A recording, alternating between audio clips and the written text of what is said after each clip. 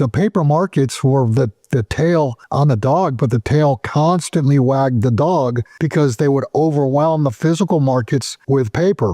The problem now is they've done it for so long and to such a grand extent that now there's a question whether these paper contracts are going to be able to deliver. And the answer I think you're going to find in the next month to 3 months, we're going to find out that no, the paper markets are not a substitute for real physical because they have to deliver real physical that does not exist. One paragraph. China, the world's largest silver refiner, is restricting exports and has announced that starting in 2026, all silver exports will require individual government licenses, effectively giving Beijing full control over every ounce leaving the country. This move classifies silver as a resource of national interest, signaling a strategic shift towards state. I mean, the bottom line is all of the futures, options, paper products, etc., they're all based off of the physical metal in the first place anyway.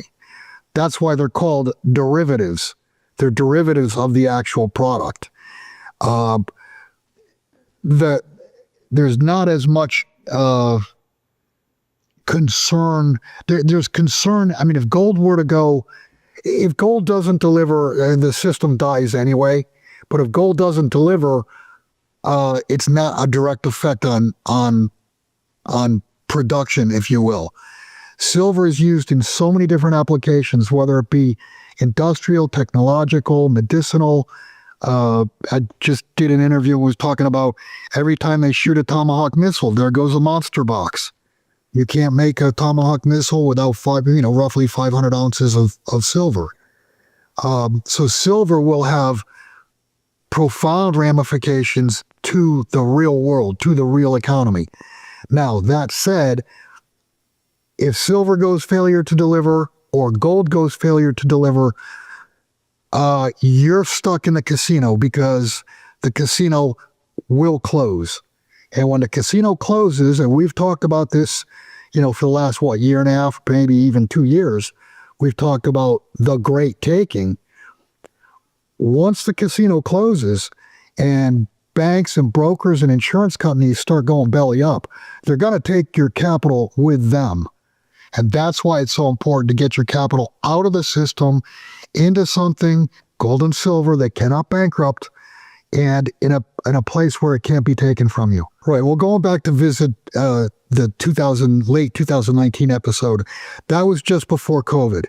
And the repo rates spiked to 10%, and that the Fed was having to put $100+ billion into that market every single night so it could clear. Then conveniently along came COVID, and two things happened. The real economy worldwide was definitely stunted or shut down, whatever you want to call it. There was less demand for credit because of COVID. And it allowed central banks all over the world to flood the markets with liquidity. Problem solved. Not solved, but the can was kicked down the road. Here we are again. We're nowhere near where we were in October of 2019, but the overnight rates are starting to move higher again. It's a concern and should be watched.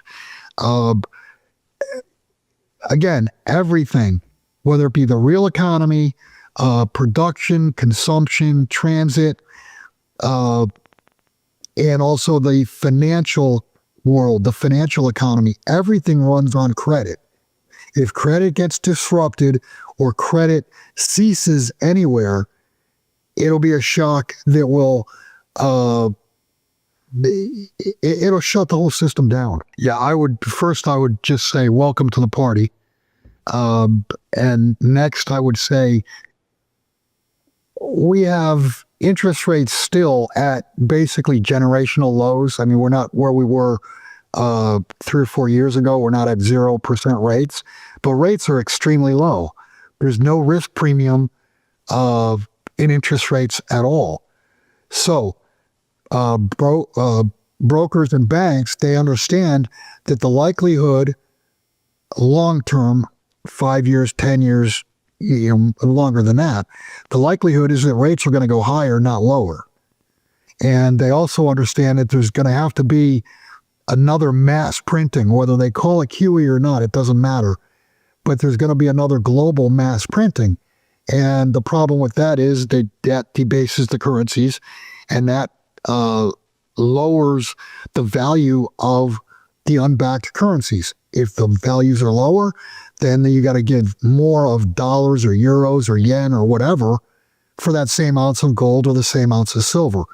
So I think they're looking at it pragmatically and saying, yeah, the day of buying and holding bonds is over, and that's why they're recommending half of that bond position be liquidated and put into. And it's interesting. I mentioned Mexico and Peru.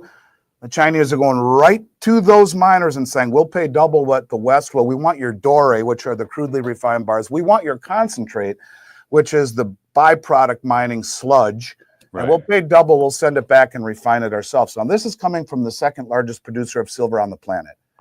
David Morgan will tell you when he went there to tour the mines, China told him, we're number one, we're not number two. Whatever they are, they're massive producers of it. And they're flying all around the world to buy stuff and refine it themselves when we almost entirely need silver. When we need silver, it's almost entirely coming from other countries. We are reliant upon it on other countries, and that is a fragile supply chain. It's not a good thing. At the same time, you got China building deep water seaports in Peru and trying to build their infrastructure. I mean, there is a game of chess going on right now that people really aren't seeing. And that game of chess is who can secure all of the world's commodities.